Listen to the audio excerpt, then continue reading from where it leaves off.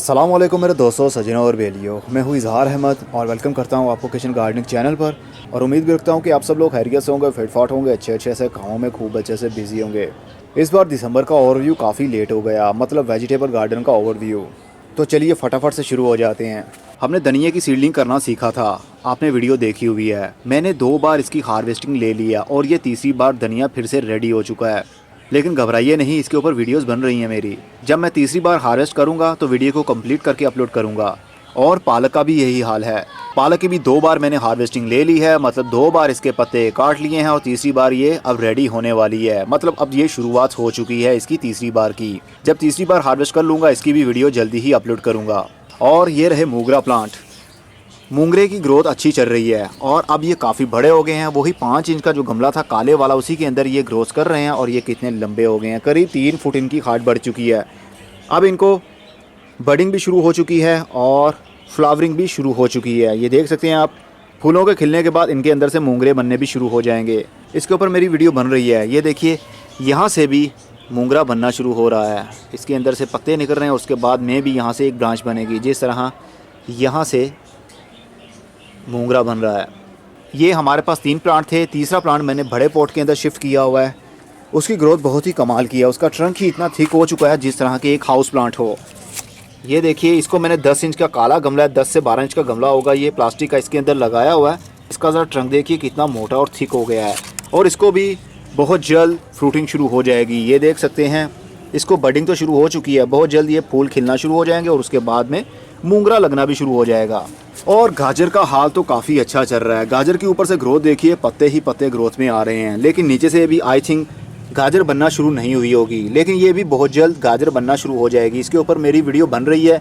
जैसे ही कंप्लीट होगी, मतलब जैसे ही हार्वेस्ट करूँगा मैं, तो आप लोगों के साथ वीडियो कंप्लीट करके शेयर ज़रूर करूँगा। और ये रहे हमारे ज़ाफ़रान।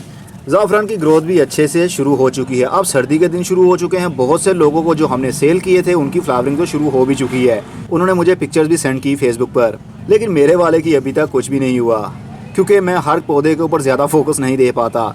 अब मैंने कल से इनको धूप में रख दिया है, क्योंकि सर्दी है और सर्दी के दिनों की धूप इनको अच्छी लगती है। इनकी फ्लावरिंग के लिए अच्छा होगा। और यह रही मूली। मूली की ग्रोथ भी अच्छी है। इसके ऊपर मेरी वीडियो बन रही, जैसे ही कंप्लीट होगी मैं आप लोगों के साथ शेयर करूँगा। मूली का एक देखिए, मूली कितनी बड़ी हो गई है। ज़मीन के अंदर मूली बन रही है और दूसरे पौधों की करीब करीब ना होने के बराबर है। लेकिन जैसे ही मैं कंप्लीट करूंगा, इसको हार्वेस्ट करूंगा, तो आप लोगों के साथ शेयर ज़रूर करूंगा और देखेंगे क्या रिज़ल्ट हमें मिला है।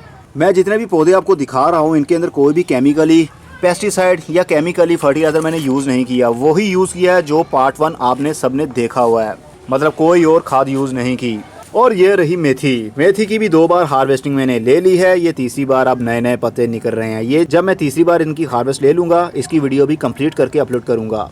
लाल मूली, 7 पौधे हमने बड़े गमले के अंदर लगाए थे। ये देखिए, एक तो मूली बनना शुरू हो भी चुकी है।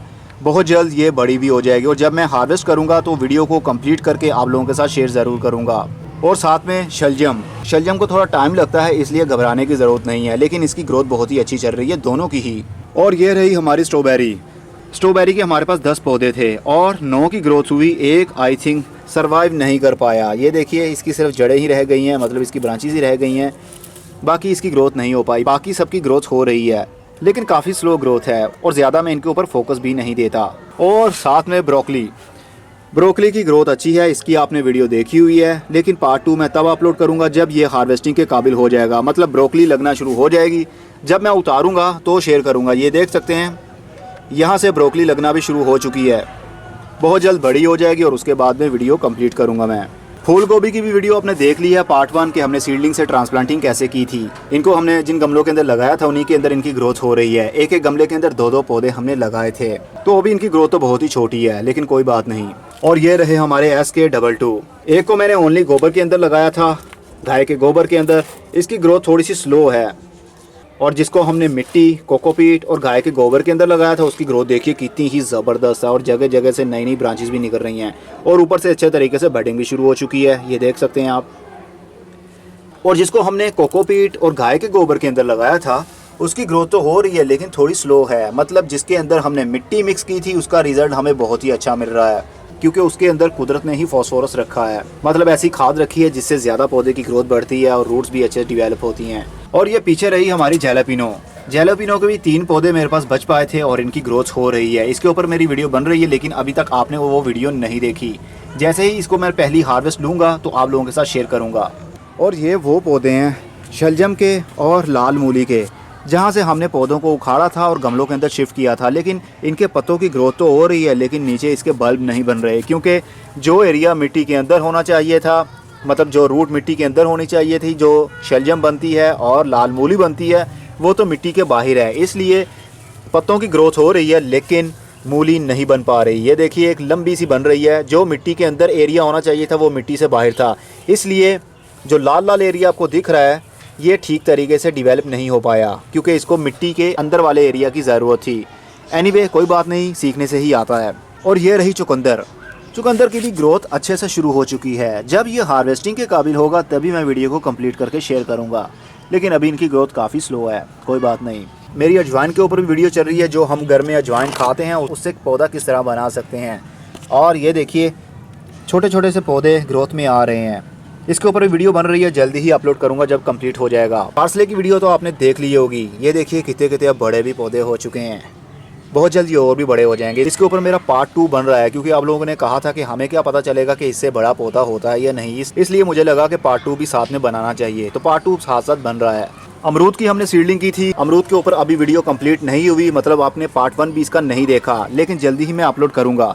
यहाँ से मैंने काफ़ी पौधे निकाले और ट्रांसप्लांट कर दिए। ये देख सकते हैं आप, काफ़ी सारे पौधे मैंने ट्रांसप्लांट कर दिए हैं और अब इनकी ग्रोथ हो रही है। जैसे ही ये थोड़े से और बड़े होंगे तो मैं वीडियो को कंप्लीट करूंगा और शेयर करूंगा। तुलसी के ऊपर भी मेरी वीडियो बन रही है, मतलब तुलसी के पौधे से हम सीड को किस तरह कलेक्ट करें और किस तरह उनको उगाएं। बहुत से पौधे उग गए और ये ट्रांसप्लांटिंग के काबिल हो गए और इनको मैंने ट्रांसप्लांट भी किया। जो कि ये वाइट कप्स के अंदर आपको दिख रहे हैं, ये सारे तुलसी के पौधे मैंने शिफ्ट किए हुए हैं। बहुत जल्द वीडियो कंप्लीट हो जाएगी, मतलब थोड़े से और बड़े होंगे तो वीडियो को कंप्लीट करके शेयर करूंगा। और आप लोग पूछ रहे थे कि आलू का क्या बना, आलू का पार्ट 2 कब आएगा। तो आलू का पार्ट 2 आई थिंक अभी नहीं आ पाएगा, क्योंकि एक प्रॉब्लम हुई। मेरे बेटे ने फुटबॉल से इसके ट्रंक को तोड़ दिया, मतलब वो फुटबॉल से खेल रहे थे और पौधे का ट्रंक को लगा तो उसका ट्रंक मुरझा गया, एक साइड पर झुक गया। वीडियो के अंदर सब शेयर किया है मैंने, लेकिन अभी वो अपलोड नहीं की। तो नया आलू मैंने लगाया और अब इनकी ग्रोथ होगी या नहीं ये मैं नहीं जानता, क्योंकि अब तो सीज़न ऑफ हो गया है। आज तो दिसंबर की 8 तारीख हो चुकी है। अब क्या ये ग्रो हो पाएगा या फिर नहीं, ये तो टाइम ही बताएगा। लेकिन घबराइए नहीं, वीडियो बन रही है। जैसा ही जो भी रिजल्ट मिला आप लोगों के साथ शेयर ज़रूर करूँगा।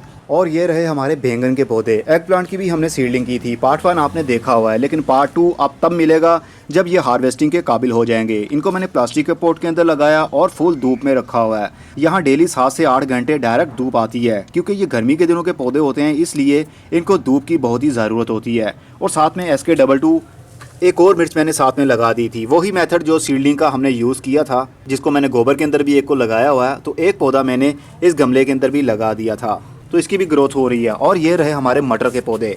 मटर के हमारे पास 3 पौधे बच पाए थे और 2 को मैंने इस बड़े गमले के अंदर शिफ्ट कर दिया। इनकी ग्रोथ अब हो रही है। मटर के पौधे अपने आप को एंकर नहीं कर पाते, सपोर्ट नहीं दे पाते, इसलिए हमें time to time bamboo stick के साथ रस्सी या कोई धागा बांधकर इनको ऊपर चढ़ाना पड़ता है। अब ये काफ़ी ग्रोथ बढ़ चुकी है। अब इसको मैं दोबारा से यहाँ से फिर किसी धागे से या रस्सी से बांध दूंगा, ताकि ये एक साइड पर झुक ना जाए। वीडियो के अंदर दिखाने के लिए तो बहुत कुछ है, लेकिन वीडियो की लेंथ लंबी हो जाती है। और बहुत से लोग मुझे कहते हैं कि वीडियो को बहुत छोटा बनाया करें, क्योंकि हमारे पास इतना डाटा ही नहीं होता, मतलब नेट का इतना बड़ा पैकेज नहीं होता कि हम आपकी वीडियो के पीछे ही सारा नेट अपना ज़ाया कर दें। इसलिए मैं कोशिश करता हूँ कि वीडियो को छोटा से छोटा बनाया जाए, इसीलिए मैं तेज़ भी बोल रहा हूँ। तो ये हैं हमारे वो फ्रूटिंग वाले प्लांट्स जिनके ऊपर मेरा बहुत ज़्यादा फोकस हुआ था, लेकिन मेरा बहुत ही बैड एक्सपीरियंस रहा इनके बारे में। और वैसे भी ठंड के दिन आ गए हैं और ग्रोथ इनकी रुक चुकी है, क्योंकि ये गर्मी के दिनों में खूब अच्छे से ग्रोथ करते हैं। नींबू का पौधा हो, जापानी फल हो, नाशपाती हो, आड़ू हो, मीठा हो या एवोकाडो प्लांट हो। एवोकाडो की प्लांट वैसे की वैसे ही है, 1 इंच भी ना तो ये मरा और ना ये इंक्रीज हुआ, वैसे का वैसा ही है जो पार्ट 1 के अंदर आपने देखा था कि एवोकाडो को हमने किस तरह ग्रो करना है। जब मैंने पौधे लिए थे तो वो लोग कहते थे गमलों के अंदर इनकी ग्रोथ होना मुश्किल है, लेकिन फिर भी आप ट्राई कर लें। तो मैं समझता था कि वाकई ही गमलों के अंदर मैं इनकी केयर कर पाऊंगा और इनको फ्रूटिंग भी होगी।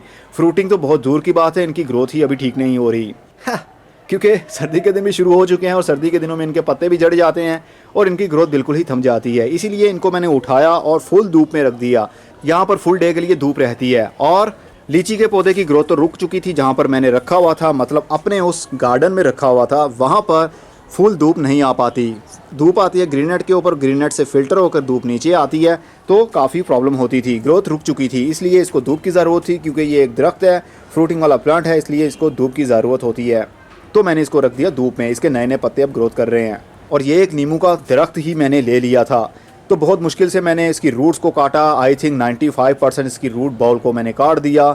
ज़मीन के अंदर ये पौधा लगा हुआ था, तो मैंने इस गमले के अंदर लगाया, जो 12 इंच का गमला है, आई थिंक 14 इंच का होगा। तो इसके अंदर लगाने के बाद में करीब 1 महीने के बाद इसकी ग्रोथ शुरू हुई। तो अब ये ग्रोथ कर रहा है, पता नहीं इसको फ्रूट लगेगा या नहीं लगेगा, लेकिन क्या करें, दिल तो चाहता है कि हमारे घर में फ्रूटिंग वाले प्लांट हो और वो अच्छे से फ्रूटिंग करें और हम उसका फ्रूट भी खा सकें।